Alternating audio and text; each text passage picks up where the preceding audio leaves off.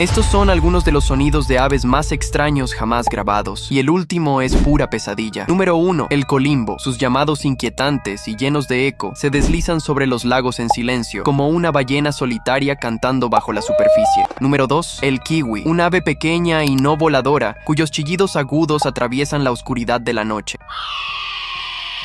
Antes del último, si no eres un alienígena, dale like y suscríbete. Solo los humanos reales pueden hacerlo, los aliens no. Número 3. El shoebill, un ave enorme que suena como una ametralladora resonando en el corazón de la selva.